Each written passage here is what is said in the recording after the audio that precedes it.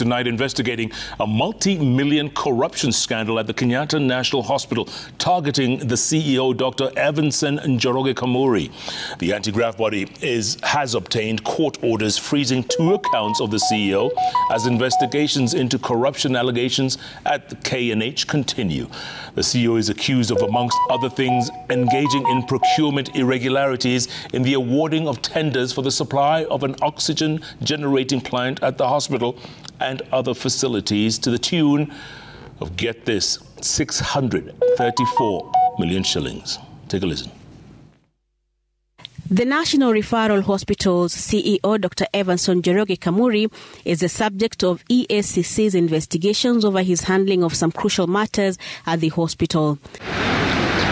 These investigations have resulted in the search of his 2 homes and offices and him recording a statement with investigators, besides the freezing of 2 of his accounts with 28 million shillings.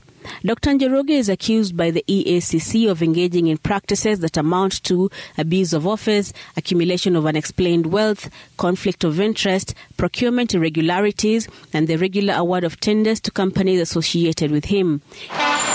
In one case, the CEO is accused of procurement irregularities in the award of tender for the supply, delivery, installation, testing and commissioning of a medical oxygen generating plant at the KNH to Biomax Africa Limited.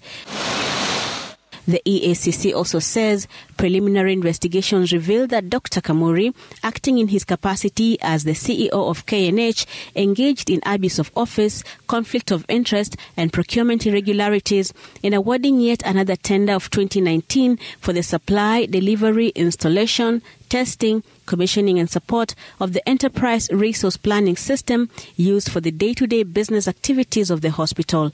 In total, the CEO is being investigated for the irregular award of tenders amounting to 634 million shillings.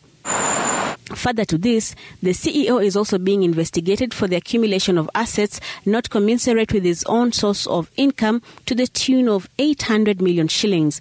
The court orders freezing his accounts also give the EACC investigators the authority to access information from his bank dating back as far as 2019. The investigations into the KNH CEO came as the government and the EACC renewed their call for leaving no stones unturned in the fight against graft. The conference was stated body. At a regional meeting of the anti-graft bodies from the Eastern African zone, EACC said it is already seeing the fruits of its sustained war on graft, with billions of shillings already recovered from graft suspects and billions others earmarked for recovery. The assets recovered and surrendered back to the public is worth approximately USD 211 million USD.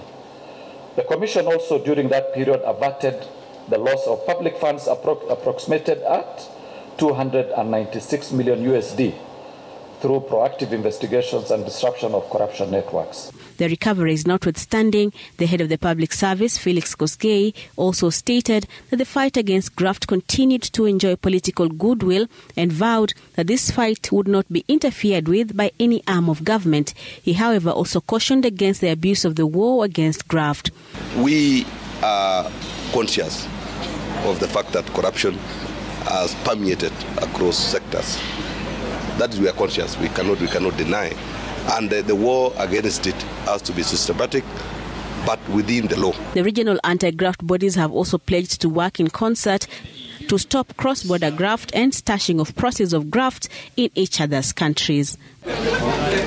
Brenda Wanga, Citizen TV.